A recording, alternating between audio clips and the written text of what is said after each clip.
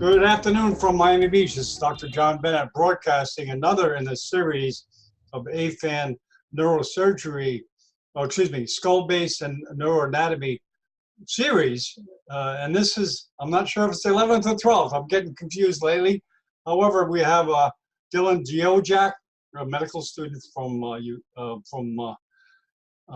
Cameroon, giving a lecture on Medulla Oblongata. Now, welcome and thanks for being here. It's all yours. Okay, thanks, John. I'm Dylan Djiofack, a seventh-year medical student from Cameroon and member of the Association of Future African Neurosurgeons. So this is part of our neuroanatomy and skull-based series. Today we are going to talk about the medulla oblongata. In order to fulfill our objectives of the day concerning the surgical anatomy of the medulla oblongata, we are going to follow a plan. So we are going to follow a plan including a brief introduction on the medulla oblongata.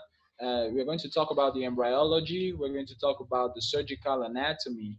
We're going to talk about the functions of the medulla oblongata to see a little bit on which organ we are engaging during the surgical procedures. We're going to talk about the clinical relevance of the medulla, of studying the surgical anatomy of the medulla oblongata, and then we're going to see some surgical approaches. So, as an introduction, the medulla oblongata is that most inferior part of the brain stem that originates embryologically from the neural tube. Precisely, it is formed from the myelencephalon, this secondary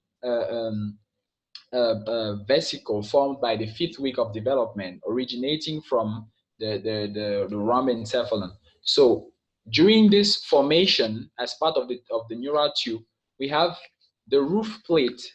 So we have the roof plate on one side, and then the roof plate right here, and then we have the ala lamina and the basal lamina, which are separated by the sulcus limitans. So during the development of this medulla oblongata embryologically, this sulcus limitans separates the dorsal ala lamina, which is going to form part of the cells of the cranial nuclei, and then the ventral basal lamina, which forms the motor nuclei of the cranial nerves of the medulla. So here we see exactly which cranial nuclei originate from the ala lamina and the basal lamina. We see the ala lamina gives the vestibular nuclei, the nucleus of the spinal tract of the trigeminal nerve, the dorsal nucleus of the vagus nerve, and the basal lamina of the embryonic cerebral vesicle will give the dorsal nucleus of the vagus nerve, the inferior salivatory nucleus, nucleus ambiguus, and the hypoglossal nuclei, which both will give the cranial nerves that we know in the adult. So in a fully grown adult, the medulla oblongata is that most inferior part of the brain stem, which has a cone shape with a base oriented superiorly, continuous with the pons just above here. It measures 27 to 30 millimeters of length, 12 to 15 millimeters anterior-posterior diameter, 12 to 25 millimeters in transverse diameter on the superior extremity, and 10 to 12 millimeters at its inferior extremity. It's limited above by the pons here, and then inferiorly by a horizontal plane that crosses just below the decussation of the pyramids above the first cervical spinal nerve. So here we can see the atlas, the first vertebra. We can't clearly see the first cervical spinal nerve, but the horizontal limit is that plane that crosses just below the decussation of the pyramids and the first cervical spinal nerve. You have to note here that the bone limit of the transition between the medulla and the spinal cord is a plane linking the middle part of the anterior arc of the atlas with the superior border of the posterior arc. So here we can see again the limits of the medulla oblongata. We have superior limits here with the pons, and the inferior limit at the level of the first cervical spine, the first cervical spinal nerve, horizontal line going through the first cervical spinal nerve, which you can see here well, but we have our medulla oblongata right here. Talking about the external morphology of the medulla oblongata, we see that we have an anterior surface to the medulla oblongata, we have a lateral surface, and then we have a posterior surface. So on the anterior surface, precisely at the level of the midline, we have what's known as the anterior median sulcus, which ends superiorly at the pontomedullary junction between this medulla and the pons just above, as the inferior foramen cecum is interrupted inferiorly by the decussation here, the decussation of the pyramid, and extends further 6 to 8 millimeters. It is located at the level of the pyramid.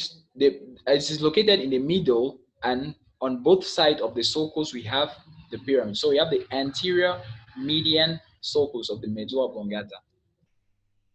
Here again we can see, here we have an anterolateral view from the right, depicting the two pyramids and then the median, anterior median sulcus, which is here. The pons just above, and then this sulcus is the decussation here, and the extension of the anterior median sulcus. On the posterior surface, we divide the anatomy of the medulla oblongata into two parts. We have the superior part and the inferior part. The superior part on the midline is represented by the inferior half of the floor of the fourth ventricle, the inferior half, and laterally the inferior cerebellar peduncles on both sides. Going more into details concerning the lower half of the fourth ventricular floor, because we know that during surgical procedures, there are certain procedures at the level of the medulla oblongata that entail an intraventricular approach, precisely those concerning this lower half of the fourth ventricle. So this lower half is also called the inferior or medullary triangle of the fourth ventricle, or the calamus scriptorius, and it presents important structures such as the obex, which is made up of the gray commissure fibers. We have acoustic stria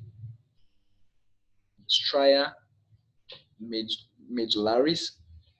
We have the inferior trigon, which has three areas with a hypoglossal trigon here, a vestibular area on both sides, and then an inferior fovea.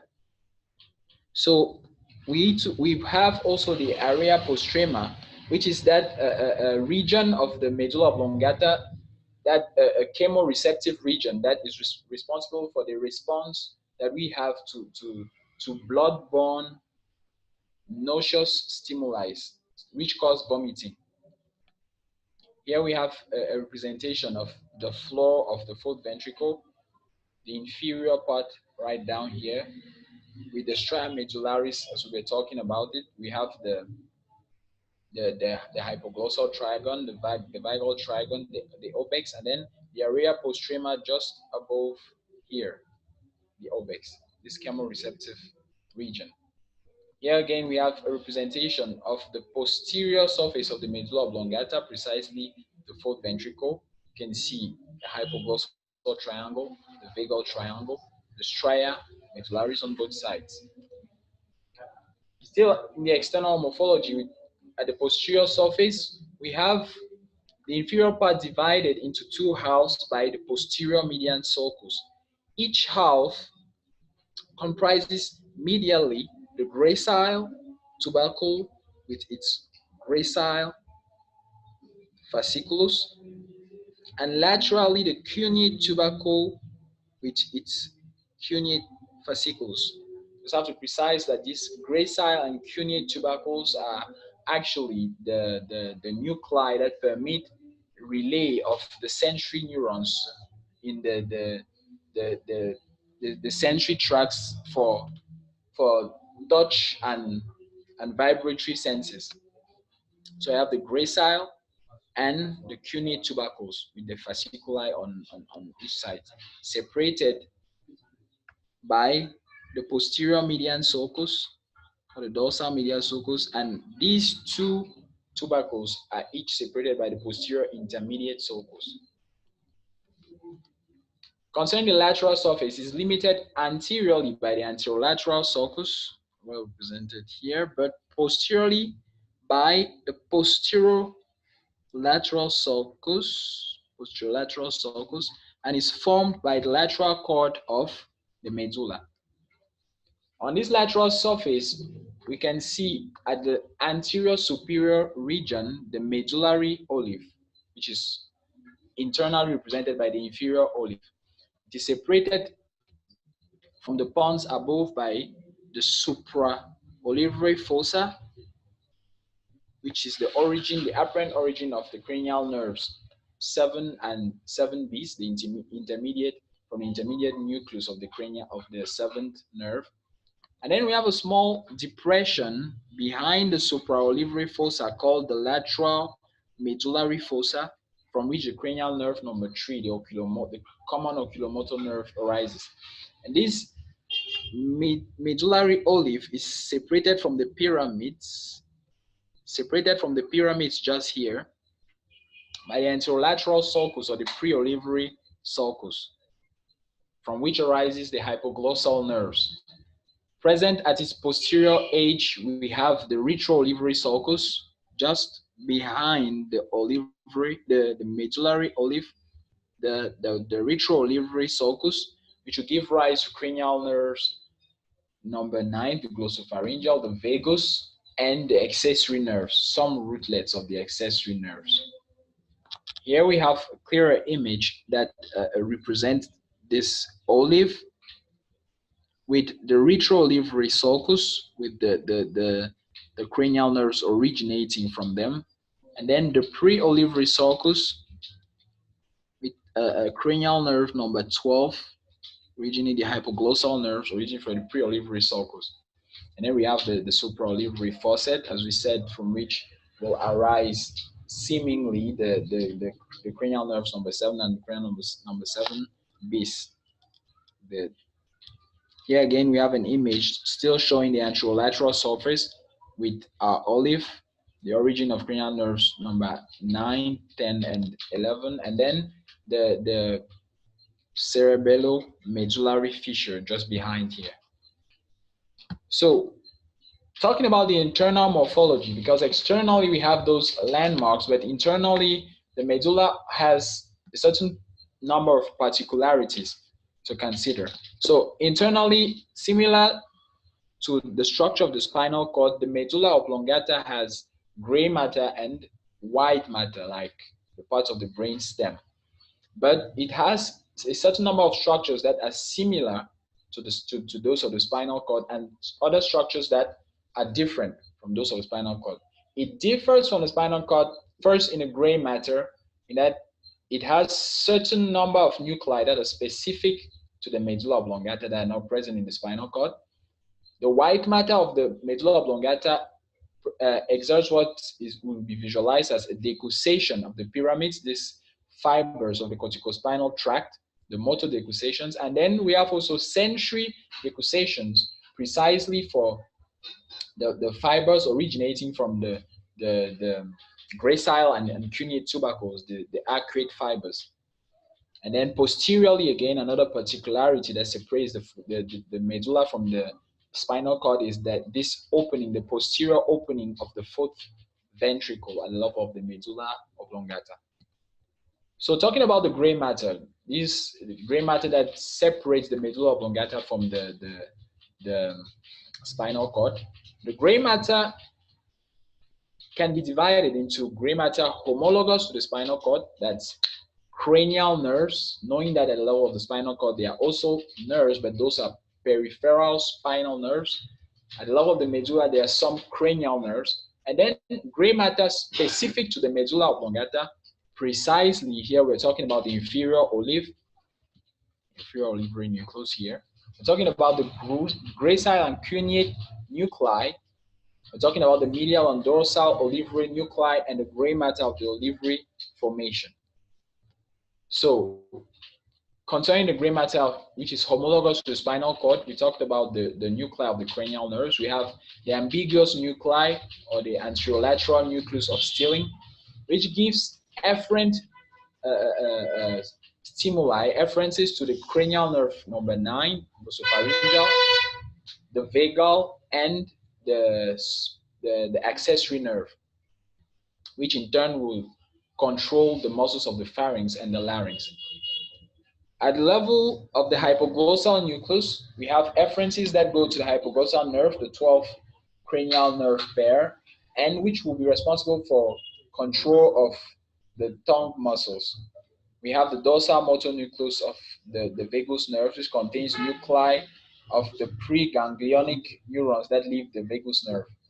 Moreover, we have the vestibular nuclei, this vestibular part of the which receives efferences from the vestibular part of the 8th cranial nerve, the vestibulocochlear nerve.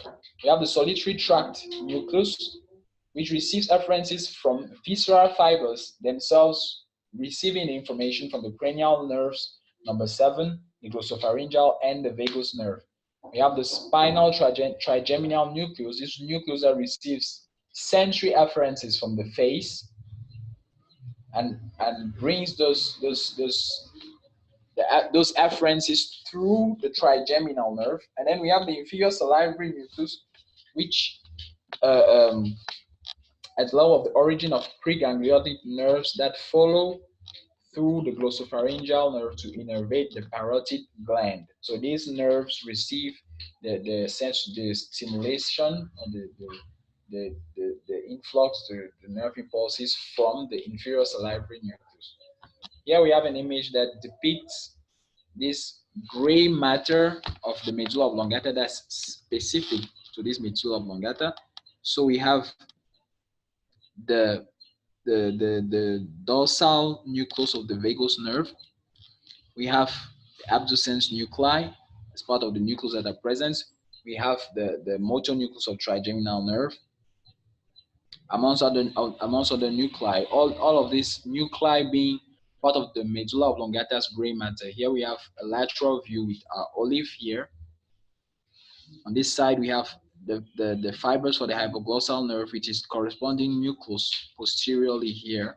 And then here on the retroolivary sulcus, which will be represented laterally, we'll see the nerve fibers, which concern the glossopharyngeal nerve, the vagus nerve, and then the accessory nerve. Further talking about the gray matter specific to the medulla, we have the inferior olivary nucleus or olivary nuclei when talking about the both sides. So as we said, it is on the surface, it is represented by the medullary olive here, and it receives afferences from the cerebral cortex, the spinal cord, and the red nucleus. It connects to the cerebellum via the olivocerebellar fibers. Here again, we see an image that depicts this olive. Internally will be represented by the inferior olivary nucleus. So on the surface, it is the medullary olive connected to the cortex, cerebellum, and it sends impulses to cerebellum through the olivocerebellar fibers. Next, we talk about the gracile and the cuneate nuclei. These nuclei that permit relay of information from the sensory tracts that manage the vibratory sensation as well as the tactile, superficial tactile sensation. So they are represented on the surface by the gracile and cuneate tubercles at the posterior surface of the medulla oblongata, and they give rise to internal arcuate fibers. So here we can see internal arcuate fibers crossing here, and they give rise to internal arcuate fibers which cross the midline as they ascend to the medial lemniscus. Normally, medial lemniscus medially here, the gracile nucleus as well as the cuneate nucleus, which will give rise to these arcuate fibers, which ascend as the medial lemniscus as part of the spinal medullothalamic tract. So here we have a representation still of this posterior surface of the medulla oblongata with here the gracile tubercle, cuneate tubercles laterally, the gracile fasciculus on both sides separated by the posterior median sulcus, and then the cuneate fasciculus laterally by the separated posterior intermediate sulcus. Here again, you can see the inferior surface of the ventricle, of the fourth ventricle, and then our gracile tubercle and our cuneate tubercle more laterally. So we have the medial and the dorsal accessory olivary nuclei, which have basically the same structure and connect with the inferior olivary nuclei together to form the inferior olivary complex. Talking about the white matter of the medulla oblongata, it structurally comports an anterolateral cord which harbors the two pyramidal fasciculi, the Gower's fasciculus, don't know how, the Gower's fasciculus. Posteriorly, we have the ascending anterolateral fasciculus, and then the posterior cord on both sides, which harbors the gracile and the cuneate nuclei. Fasciculus solitarius, the gracile and cuneate nuclei not well represented here. And then the fibers anatomically can be organized into longitudinal fibers and transverse fibers.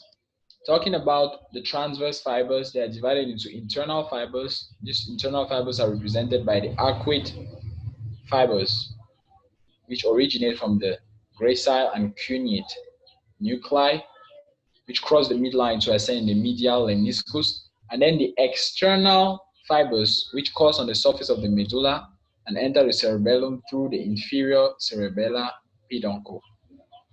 So here we have an image that shows precisely how those fibers originating from the spinal cord ascend and then cross the midline here, forming the arcuate fibers to ascend in the medial lemniscus and then get to the parietal cortex. Still talking about the white matter, concerning the longitudinal fibers, they are divided into ascending fibers, descending fibers, and associative fibers. So the ascending fibers mostly include sensory fibers, and on the other hand, the inferior cerebellar peduncle. In the sensory fibers, we have fibers of the spinal medullothalamic tract concerning the gracile and the cuneate fasciculi, which ascend in the medial lemniscus. We have spinal thalamic tracts responsible for pain and temperature sensation, and then we have the spinal cerebellar tract responsible for unconscious proprioceptive perception, which go through the Gower's fasciculus and the Fleschig's fasciculus. So here we have an image of this ascending tracts from the spinal cord, which ascend. We have the cuneate nucleus and then the gracile nucleus. From there, we have the relay, which cross the midline level of the medulla and ascend the medial lemniscus to get to the thalamus and then the parietal cortex. Here we have the spinal cerebellar tract, which is responsible for the control of unconscious proprioception from spinal stimuli due to receptors present at the level of the joints and then the tendons. Concerning the descending fibers, they mostly include the motor fibers, the corticospinal tract, corticonuclear tract, and the extrapyramidal tracts. Moreover, we have the spinal trigeminal tract and then the solitary tract. So concerning the corticospinal and corticonuclear tracts, these are the fibers originating from the cortex, which get down through the internal capsule and then get to the brain stem. At the level of the brain stem, they go anteriorly Of the corticonuclear fibers that will cross the midline and go to the motor nuclei of the cranial nerves, and then part of it will reach the medulla oblongata. This part is the corticospinal tract, which is the medulla oblongata, and then majority of this tract will cross the midline to the contralateral hemispinal white matter, contralateral cord, and then the remaining fibers will cross in the ipsilateral side and then send contralateral fibers to reach the motor nuclei of the spinal nerves. We have the extrapyramidal tract, which includes the tectospinal tract, the rubrospinal tract, vestibulospinal tract, and the reticulospinal tract. Here we have the spinal trigeminal tract. As we said, it is this tract that's responsible for the perception of sensation from the face, be it pain sensation or superficial tactile sensations from the face. So we have this spinal trigeminal tract here, the fibers, and mainly going through the trigeminal nerve, which is represented by the gaseous ganglion. Here we have the solitary tract. Solitary tract here. It's responsible for some sensations at the level of the tongue and sensory perceptions. So, concerning the associative fibers, they concern mainly the medial longitudinal fasciculus, which is always located in the posterior median portion of the medulla oblongata and located present all throughout the length of the medulla oblongata. Now, the medulla oblongata has relationships, be it with the cisterns of the brainstem, the blood vessels, arterial and venous blood vessels of the brainstem, or the nerves themselves as they originate from the superficial or the surfaces of the medulla oblongata. So talking about the neurovascular relationships, the blood vessels, the cranial nerves, and then the neural parts of the brainstem are intimately linked and in close correlation with some brainstem blood vessels, precisely the anterior inferior cerebellar artery, the superior cerebellar artery, and then posterior inferior cerebellar artery, such that these structures are organized into complexes. The medulla oblongata is mostly related or correlated with the lower complex, which comports posterior inferior cerebellar artery, as we see here, that originates from the vertebral artery, the cerebellum medullary fissure between the cerebellum and the medulla oblongata. You have the medulla oblongata itself, the inferior cerebellar peduncle, and then the suboccipital surface of the cerebellum. Suboccipital surface of the cerebellum, and the cranial nerves, the glossopharyngeal nerve, the vagus nerve, the accessory nerve as they originate from the retro-olivary sulcus, and then the hypoglossal nerve from the pre-olivary sulcus. So going into detail with the posterior inferior cerebellar artery, because being one of the main branches of the vertebral artery that's responsible for vascularization of the cerebellum, it is one of the structures, the arterial structures that will be encountered during surgical procedures, precisely far lateral procedures that will end up exposing the cerebellum medulla fissure. So the posterior inferior cerebellar artery is considered as that artery that originates most often from the vertebral artery. It has, amongst all of the cerebellar arteries, the most complex and tortuous and variable cause, as well as the most variable area of supply. So with all these, it at the same time, it means that during surgical procedures, it's difficult to spontaneously identify this posterior inferior cerebellar artery, and is more prone to injury during surgical procedures. It most often arises from the vertebral artery near the inferior olive, as we can see here. We have the inferior olive, and then we have the vertebral artery.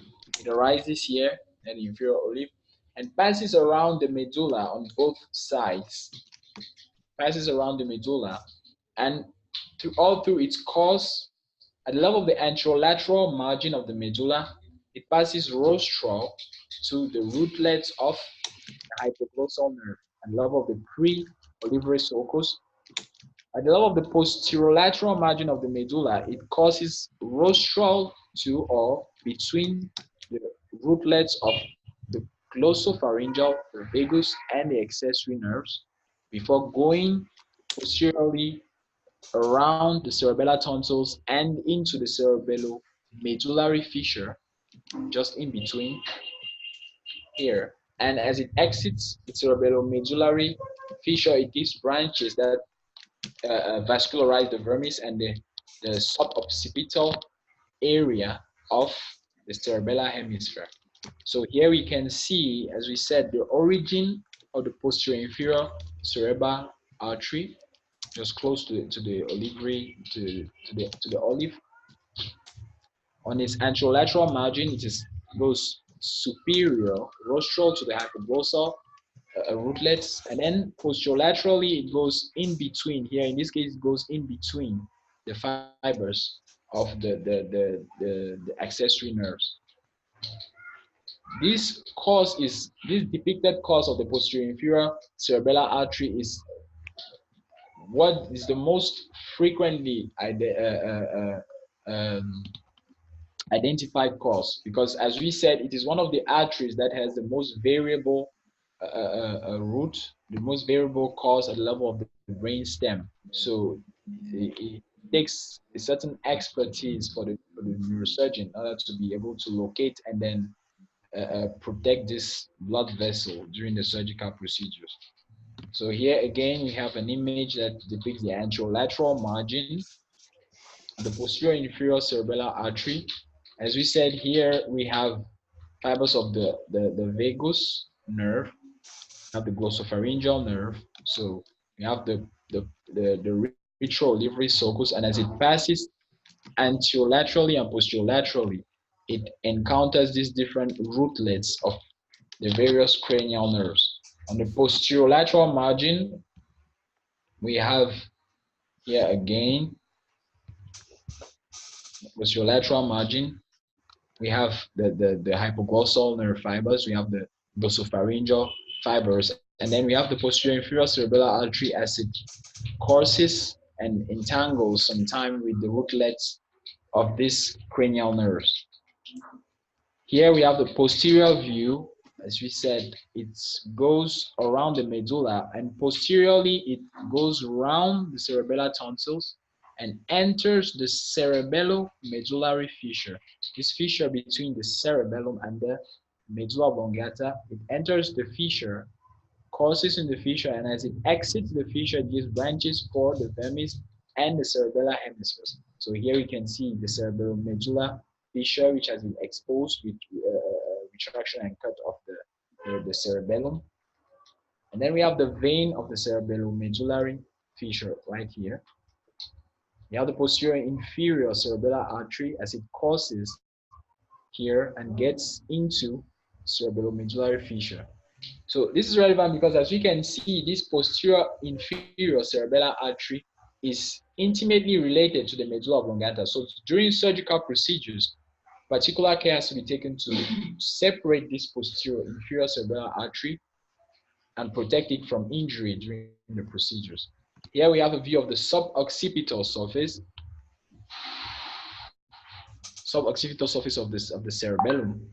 And here we can see laterally we have the spinal cord, we have the vertebral artery as it goes. Here we have an origin of the posterior inferior cerebellar artery, and on both sides we have the fibers of the cranial nerves, which will be better seen with exposure of the cerebellar medullary fissure.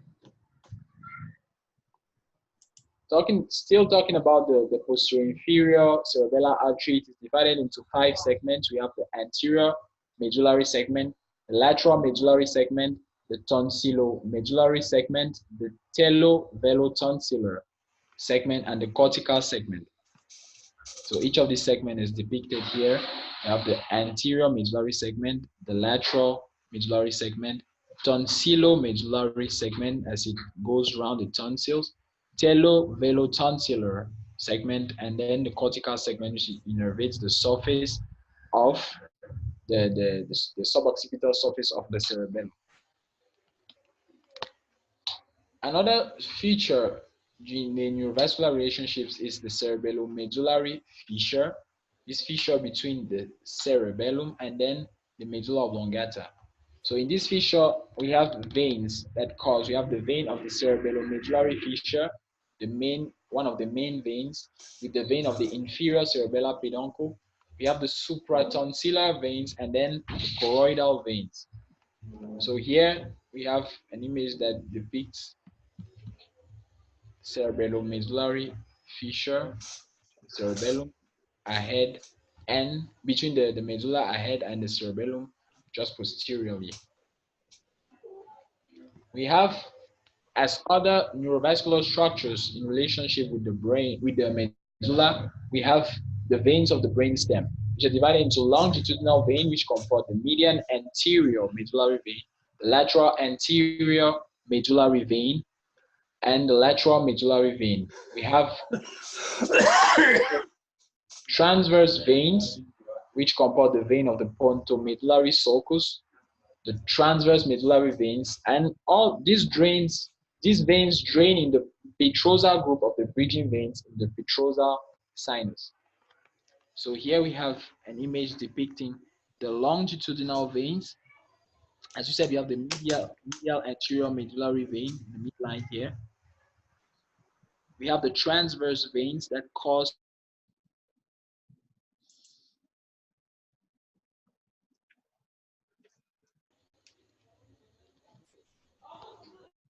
here we have an image that depicts still the suboccipital surface. Here we can see the vein of the cerebellomedullary fissure, cerebellomedullary fissure that causes in the cerebellomedullary fissure here. We have the posterior inferior cerebellar artery here in its telo-velotonsillar part. And then here we have an image representing the veins in relationship still with the posterior surface of the medulla oblongata. We have the vein of the cerebellomedullary fissure, amongst which and the medial posterior median vein, which causes here. So talking about each of these veins, we have the median anterior medullary vein, that causes in the main anterior medullary fissure between the 2 medullary pyramids. So it causes between the medullary pyramids.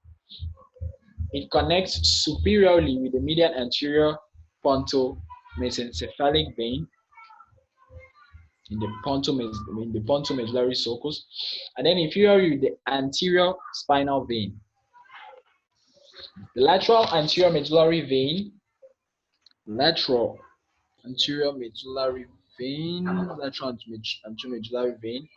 causes in the anterolateral sulcus here between the pyramids and the olive, and connects superiorly with the vein of the pontomedullary sulcus and inferiorly with the lateral medullary vein here. Lateral medullary vein, or the retroolivary vein. On the other hand, we have lateral medullary veins that cause between the lateral border of the olive and the foramen of Luschka, at the end of the lateral recess of the fourth ventricle. The retroolivary vein is smaller and causes along the rostral two-thirds of the retroolivary sulcus, whereas the lateral medullary vein is larger and causes slightly dorsal to the retroolivary sulcus. So here we can see the lateral medullary vein as it causes dorsal a little bit to the retroolivary sulcus. And then we have the vein of the pontomedullary sulcus, which causes in or near the pontomedullary sulcus that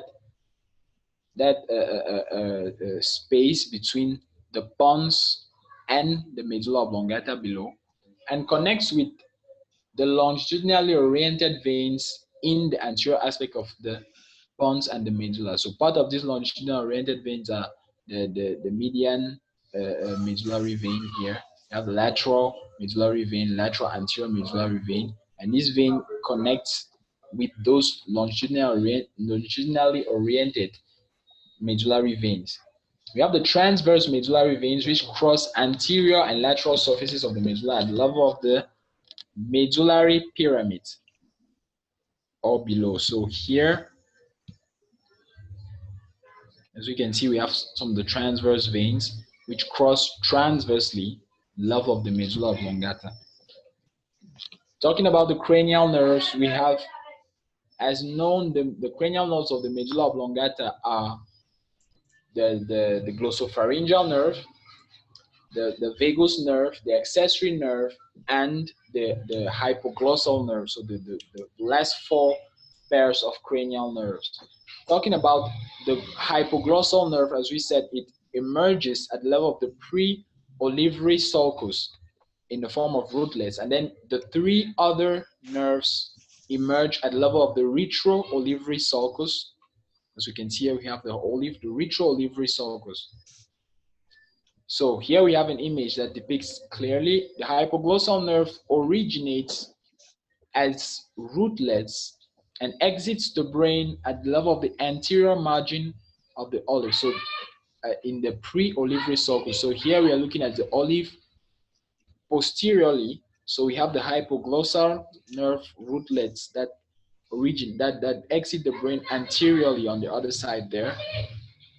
And most often, the posterior inferior cerebellar artery passes posteriorly around or between these rootlets, as we saw during as we depicted the relationships of the medulla oblongata with the posterior inferior cerebellar artery.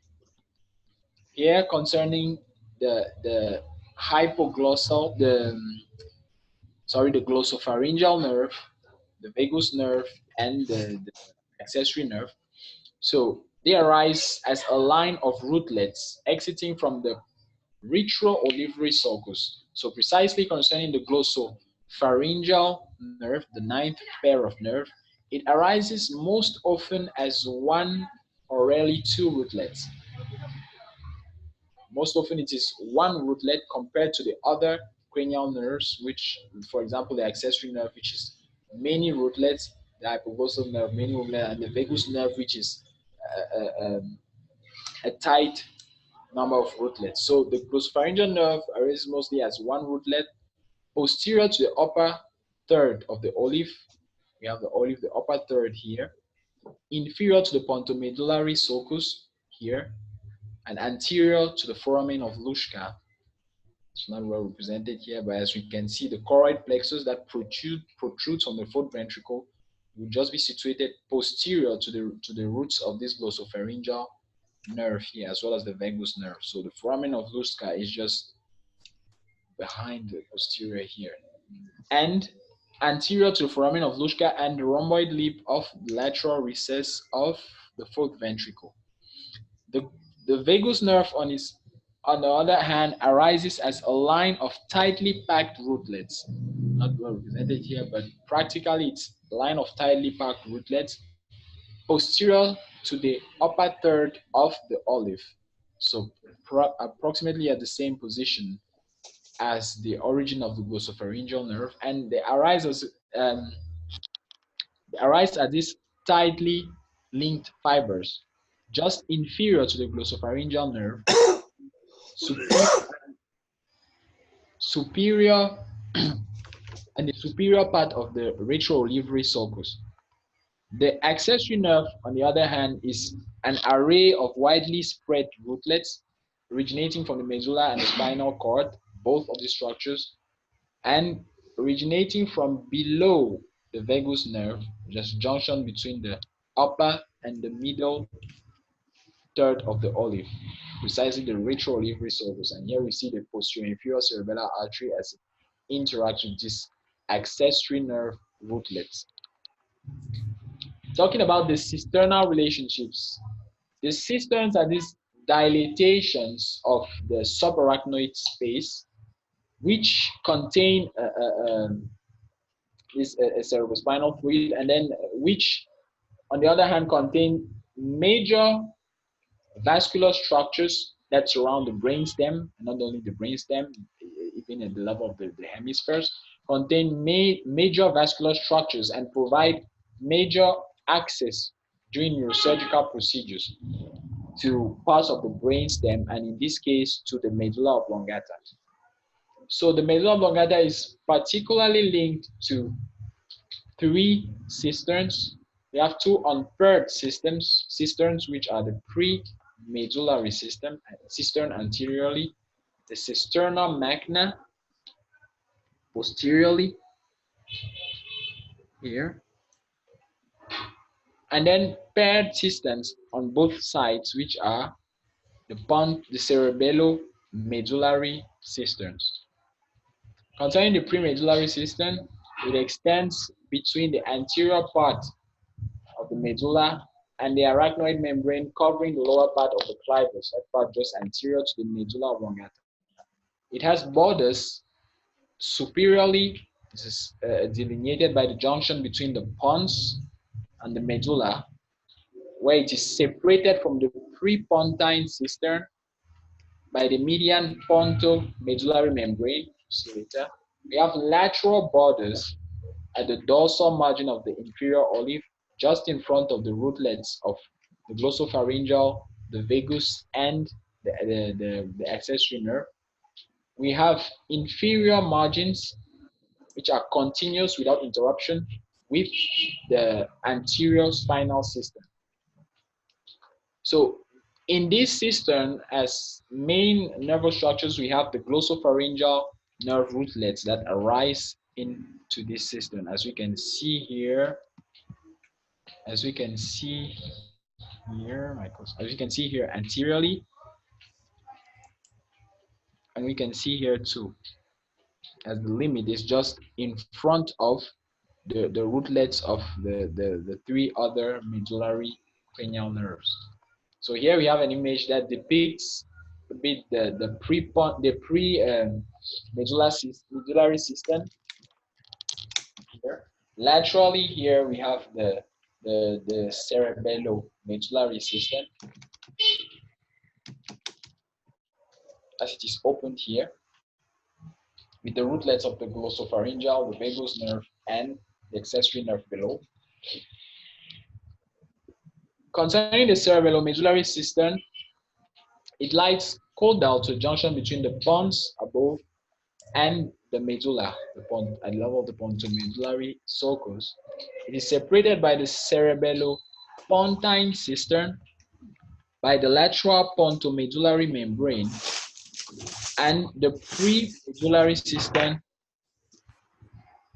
It is separated by the cerebellopontine system by the lateral pontomedullary membrane, and the premedullary system by the trabeculae, just in front of the cranial nerves number 9, 10, and 11. So as we said, the limit for the premedullary system here is laterally just ahead of the rootlet of the glossopharyngeal, the vagus, and the accessory nerves, and the medial limit here is with the trabeculae just in front of the cranial nerves number 9, 10, and 11, as we said. It has inferior borders at the level of the foramen magnum and extends backwards from the dorsal margin on the dorsolateral medulla to the biventral lobe of the cerebellum. It extends backwards, and it communicates with the fourth ventricle's lateral recess through the foramen of Buschka, which we can clearly see when we be looking at the lateral view.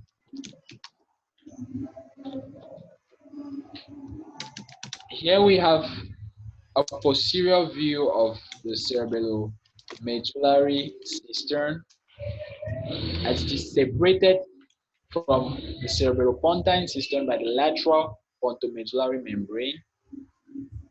And in this cistern, we see the fibers of the vagus nerve, we see the fibers of the accessory nerve, and we see the fibers of the glossopharyngeal nerve. Here again, we have a representation of this cistern from a posterolateral view. We have the choroid plexus, which is just linked to the foramen of Luschka laterally. We have vestibulocochlear nerve, but mainly we focus on the glossopharyngeal nerve, the vagus nerve, and the accessory nerve fibers. Anteriorly, we have the hypoglossal nerve, and then we have the olive in between with this space above the cerebral medullary cistern. Talking about the cisterna magna, it lies dorsally to the medulla and the cerebellar vermis. Its posterior wall is formed by the arachnoid membrane that forms the inner surface of the occipital bone just above the foramen magnum.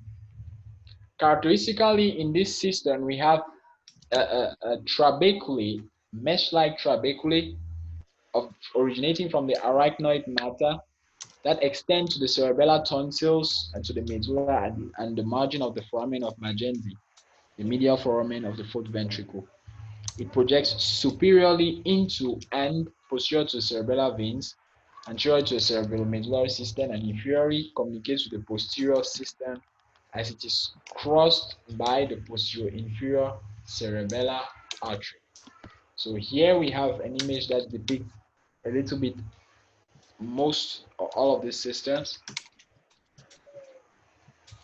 We have here posteriorly the cisterna magna with the dense fiber, the dense mesh-like networks of trabeculae that may sometimes pose a number of problems during surgical procedures through the cisterna magna. You have the premedullary cistern right here, cisterna magna premedullary cistern. We have the interpeduncular cistern here, and the membrane separating the lateral pontomesencephalic membrane separating the mesencephalic cisterns from the pontine cisterns. The vascularization of the medulla oblongata is assured mainly by branches of the vertebral artery too. So we have the paramedian branches and the anterior spinal artery. We have posteriorly the vertebral artery and the posterior inferior cerebellar artery, knowing that infarction or occlusion of this posterior inferior cerebellar artery will be responsible for what is clinically known as the lateral medullary syndrome. And here we have some functions of the medulla oblongata, because as we know, this medulla oblongata, being part of the brainstem, has particular functions that render it a delicate structure or organ during neurosurgical procedures. So part of these functions are linked to the tracts in the white matter. It has sensory functions as it linked to the spinal thalamic tract, the spinal medullothalamic tract for pain sensation, temperature sensation, vibratory. We have the motor functions, as this medulla oblongata serves as a relay to the fibers for the corticospinal tract as they deposit in the form of at the level of the inferior portion of the medulla oblongata and go anteriorly as pyramids. And the medulla oblongata has vegetative functions because through this gray matter present in the medulla oblongata, it controls some basic functions of the organism linked, for example, to the cardiovascular system functioning, linked to the respiratory system, the centers for respiration, the cardiovascular centers, vasomotor centers. Clinically, in cases of medulla oblongata tumors, we have clinical signs which vary according to the type of tumor of the medulla oblongata. So we can have posterior fossa symptoms like vomiting, headache, ataxia, which can be linked to compression of either a spinal cerebellar tract or the cerebellum itself. We have ventricular signs of ventricular system obstruction in case of compression, for example, at the level of the posterior wall of the medulla oblongata with compression of the fourth ventricle. And we can have medullary symptoms, like symptoms linked to compression of white matter fibers, be it motor symptoms, sensory symptoms, and also signs of cranial nerve compression. But most often, these white matter fibers, these symptoms linked to white matter fiber compression are late signs of the medullary tumors. So talking about some surgical approaches, there are three main steps during surgical approaches, three main questions. Question is, which surgical approach to take? Which are the safe points of entry? And how do we proceed to remove the lesion? Because the medulla oblongata, as we said, as part of the brainstem, has these vital functions. These functions linked to the autonomous nervous system, be it the vasomotor functions, respiratory functions. So access to this neurological structure is always very delicate, as it sometimes entails separation of some crucial white matter fibers present in the medulla oblongata. So most often the surgical approaches vary depending on the surface considered. So when during surgical approaches to the anterolateral surface of the medulla oblongata, the surgical procedure most used is the far lateral approach associated with occipital cranectomy with resection of the posterior arc of the atlas, the C1 vertebra.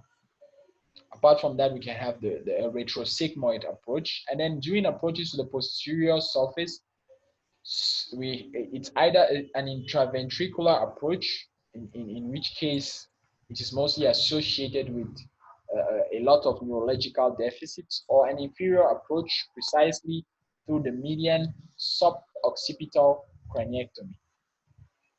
So here we have an image that depicts a little bit the far lateral approach to the medulla oblongata. The far lateral approach, you have the median suboccipital approach for the posterior surfaces. Far lateral approach that through the cerebral medullary system give access to parts of the anterolateral medulla oblongata. And here we have an image that depicts a little bit the locations, the orientation of the far lateral approach. As we said, we have a resection of part of a suboccipital resection and a resection of the posterior arc of the C1 vertebra. So in this far lateral approach, it is most preconized for anterior and anterolateral brainstem lesions, but mainly when it concerns the medulla oblongata, it's mostly used for anterolateral medulla oblongata lesions because it provides better exposure, and compared to the retrosigmoid approach, it provides better inferior and superior view and access to the anterior brainstem. So it is mostly recognized, especially with the anterolateral medullary lesions. It permits adequate access to the vertebral artery, the posterior inferior cerebellar artery, the upper cervical cord, and the medulla, mostly anterolaterally, the foramen magnum, the caudal segment of the clavus, and the jugular foramen. So here we can see the safe entry zones. Most often for the far lateral approach, the safe entry zone is the retro-olivary sulcus right here. The most used safe entry zone is retro-olivary sulcus as it provides a surgical space of 13.5 milliliters craniocaudally, 7 milliliters transverse, 7 millimeters transversely, and 3.5 millimeters anterior-posteriorly. So for the far lateral approach, one of the used safe entry zones is the retroolivary sulcus. And then for the posterior approaches, some safe entry zones are the posterior median fascia, the posterior intermediate sulcus, the posterolateral sulcus, which are used to access this internal part of the medulla oblongata. So depicting a little bit the far lateral approach. In this approach, we have, most often it is the park bench position that's used to perform the approach. During the approach, it is an incision that's performed beginning at the level of the external auditory meatus and ending at the level of the C2 vertebra, making sure to be posterior to the dorsal margin of the sternocleidomastoid muscle here. So with this incision, we have a certain view of the posterolateral part of the occipital bone, but dissection of the muscle tissue is sometimes a little bit difficult. And knowing that we have the vertebral artery just below and the other vital structures, it sometimes gets, sometimes the surgeon will prefer performing a hockey stick incision because it permits more exposure, it permits anatomical repair, anatomical dissection, and better exposure than sometimes this incision at the level of the lateral suboccipital surface. So after the incision, we have the exposure of the important structures, the vertebral artery, which has to be exposed and protected, the posterior arc of the atlas, the C1 vertebra, which too has to be exposed and protected. And it is most often advised that since just below this muscle tissues as it is dissected during the incision, taking for example hockey stick incision, after the dissection of this subcutaneous tissue and the muscle tissue, the vertebral artery being not really that far, it is mostly advised to locate it, and after locating it, separate it from the overlying tissue before progression, because we know the posterior inferior cerebellar artery, which vascularizes the lateral part of the medulla oblongata, originates from this artery, and damage to this artery will not only cause the medullary infarction manifested in the form of a lateral medullary syndrome, but more so that it can cause damage to the other brain structures, as this artery contributes to the vascularization of the cerebral hemispheres as a whole. Further, after this location and protection of the main structures, we have the craniotomy that is performed infralaterally, taking care to protect the vertebral artery. And besides, we have resection of the posterior arc of C2. This resection permits better exposure of this posterolateral region and provides easier access to this region. Thereafter the craniotomy, we have the dural opening, taking care still of the vertebral artery, because sometimes the vertebral artery, the posterior inferior cerebellar artery can originate just below the part of the vertebral artery that crosses the dura mater. After the dural incision, we have the intradural dissection with the adequate exposure of the different structures and the location of the landmarks being the medullary olive, landmarks being the C1 rootlets here.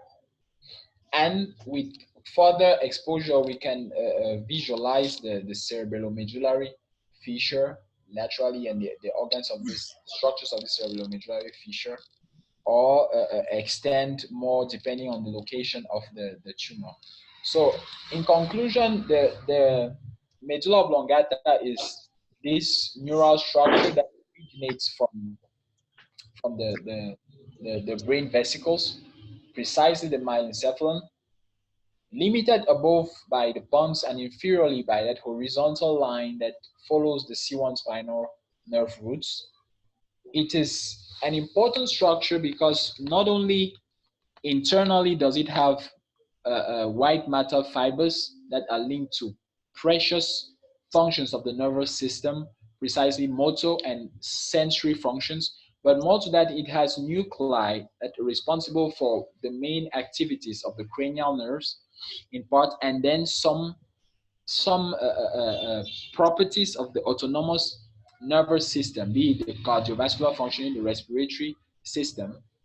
And surgical approaches to this organ have to take into consideration the safe entry zones, take into consideration the superficial structures that has to be crossed from the skin inwards, and then care has to be taken mostly when one of the most used surgical procedures, which is the far lateral approach. Care has to be taken not to injure the main arterial vessels such as the vertebral artery during the procedure, and identify and protect the posterior inferior cerebellar artery. Thank you for your kind attention.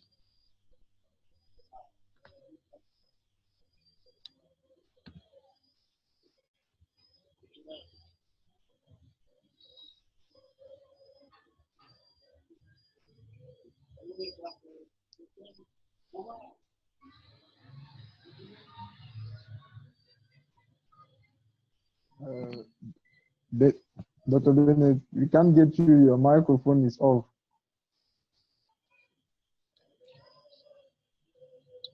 John? Your mic is, John,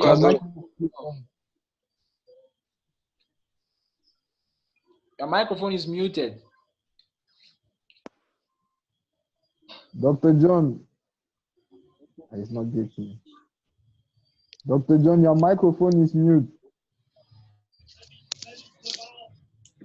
I'm sorry, I'm supposed to know what I'm doing. Okay. Okay. Well, could you please introduce yourself again, Zolo? I'm sorry. Okay, I am Zolo. I'm a fifth-year medical student from the University of Buea, Faculty of Health Sciences in Cameroon. You're welcome. Okay, let's introduce Steve. Hello, Steve, a new arrival. Hi, Steve. Could you please introduce yourself?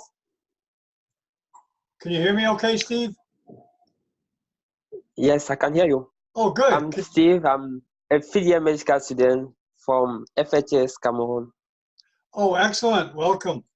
Welcome. No, the value of this, Dylan, is to watch, because repetition helps a lot with anatomy, going over and over and over it until you know it by heart. Exactly. It's part of your brain. You know, for you guys, neuroanatomy has to be part of your brain. It's going to be in there. And you can watch lectures like this and add some stuff and strengthen some other stuff.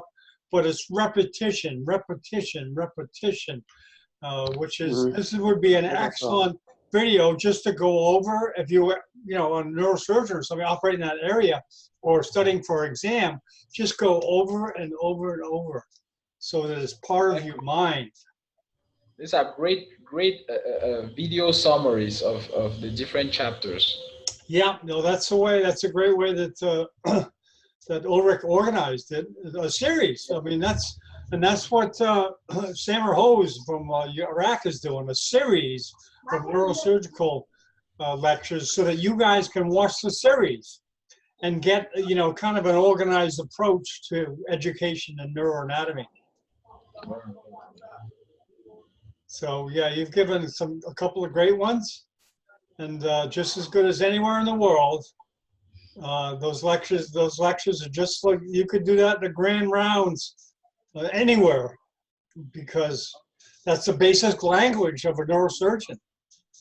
Is basic. It's a language. It's like trying to communicate. If you don't know the language, you can't communicate. You move your hands a lot and make gestures, but neurosurgery anatomy is the language that you gotta know.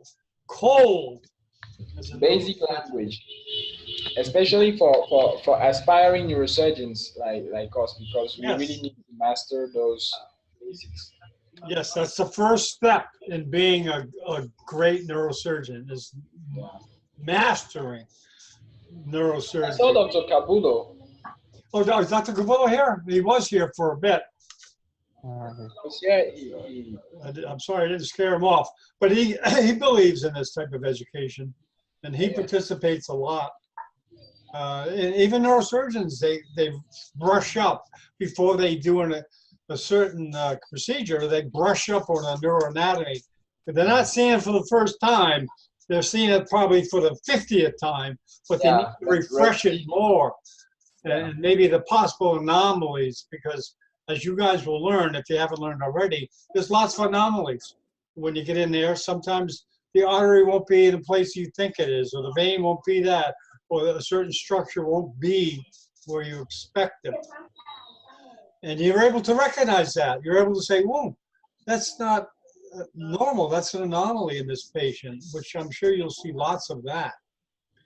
So but that at such a moment, it becomes a matter of experience by the neurosurgeon, because with the neurosurgeon's experience, there are certain things that he can see that even if we read, no matter how long, we cannot see. Well, you know, we're trying to, in Kenya, we're trying to set up a cadaver lab where we broadcast so that you guys can see it. And basically, of course, it's best to be there in Kenya, in Nairobi, but sometimes you can't go.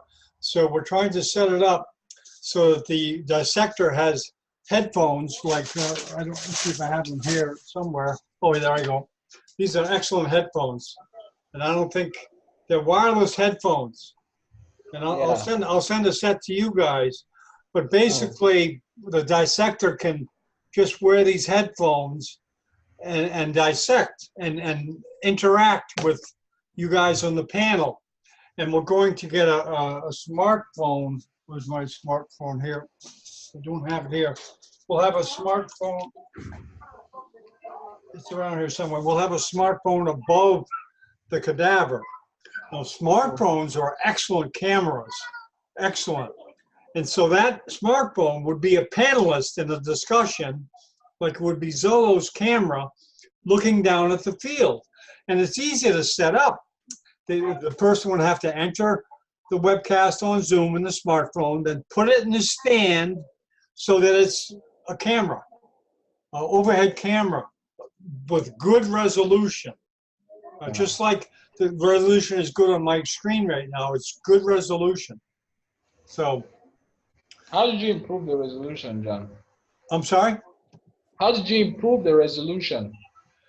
Well, it helps to have good bandwidth. I mean, bandwidth is the thing that really, it's tough now. Like, for example, your resolution is not too good. It's sufficient, and it's excellent for today's presentation.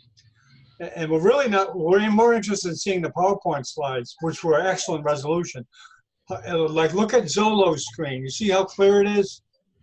I think he's probably got a little stronger internet connection, and Steve has a pretty good internet connection. Some days you have it, and some days you don't. You know, like I have a broadband, so it's different. I mean, it's powerful, and but look at Zolo. He's got an excellent resolution. Look how good his screen looks. Do you know what I mean? Yeah, I understand. It happens, especially here. They are really. And that's a smartphone. That's a smartphone. I think. Do you have your smartphone with you, Dylan? Yeah, I have my smartphone. Yeah, go get into the Hangout with a smartphone. Get into this webcast with a smartphone. You're going to see the difference in the picture. Yeah, I also think the resolution is a function of the bandwidth you have, and also the quality of the camera. the camera you're using, also even smartphones have better cameras than laptops and others. Okay, so the band, you actually can test the bandwidth. You go to, well, let me show you, and this will be part of the education of you guys. Wherever you're at, you can always test the power of your. I'm going to screen share here. You can always test on the power of your connection. It's speedtest.net. Okay, it's speedtest.net. Where if you ever need to test your connection, like I'm going to test mine now, it's high because it's wired. It's wired, and you're going to see how fast it is. It's important for me as a host to have a powerful connection. And I know you guys are going to get jealous. I know that. But I'm in an ideal situation. I'm in the city. I'm very close to great internet. And some days you guys will have this. Very shortly, you'll have it. We never had this a few years ago. A few years ago, we never had this. Time is going to make everything better and better. And once wireless, I mean, those are good numbers. But I'm sure you guys, like Zolo, do that test on yours. I bet you got decent numbers. Test.net. And if you can do it too, Dylan, it'll probably take a while, Dylan, for yours to download. But yeah, don't be ashamed. I mean, you had a good connection. It was sufficient for your presentation. You said it's VTest. Speedtest.net. Okay. It may take a few minutes. Well, why don't we all end this broadcast? We can toy around. So thank you very much, everyone. I'm going to go off the air officially, and we'll see you next Friday. Okay, thanks everyone.